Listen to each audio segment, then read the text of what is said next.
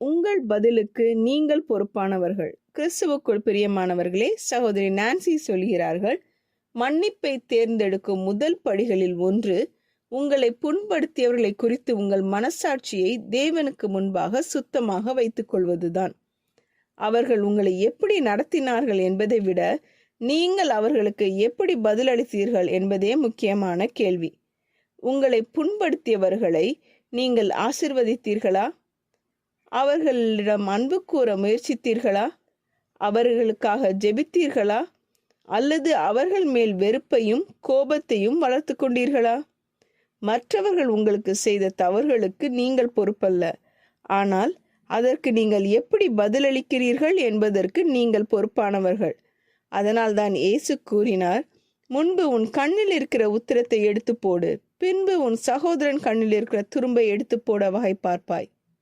இருதயத்தில் இருக்கும் காயம், கசப்பு, வெறுப்பு ஆகியவற்றிலிருந்து விடுதலை பெற விரும்புகிறீர்களா? அப்படியானால் உங்களுக்கு எதிராக பாவம் செய்தவர்களை நேசிக்க தேவன் தமது அன்பை உங்கள் இருதயத்தில் ஊற்றும்படி கேளுங்கள். உங்கள் மனசாட்சியை தேவனுக்கு முன்பாக சுத்தமாக வைத்துக் கொள்ளுங்கள். பிறகு தேவனுடைய கிருபையால் மன்னிக்க தீர்மானியுங்கள். ஜெபம் செய்வோம். எங்கள் அன்பின் பரமபிதாவே, மற்றவர்கள் எங்களை புண்படுத்திய நேரங்களிலும் நீர் எங்களோட துணையாக இருந்ததற்காக உமக்கு நன்றி.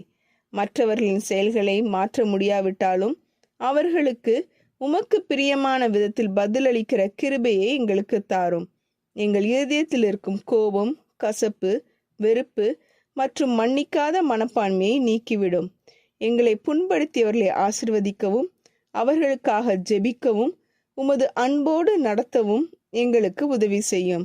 எங்கள் மனசாட்சியை உமக்கு முன்பாக சுத்தமாக வைத்துக் கொள்ளவும் உமது கிருபையால் மன்னிக்கவும் தேர்ந்தெடுக்க எங்களுக்கு பலன் தாரும்.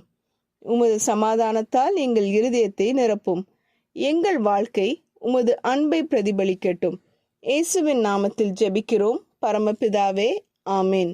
இந்த மெசேஜ் 10 டிசம்பர் 2024 நான்சி டிமாஸ் வோல்கமோத் அவர்களின் இயேசுவை தேடி என்ற புரோகிராமிலிருந்து எடுக்கப்பட்டது. கர்த்தர் உங்களை ஆசீர்வதிப்பாராக.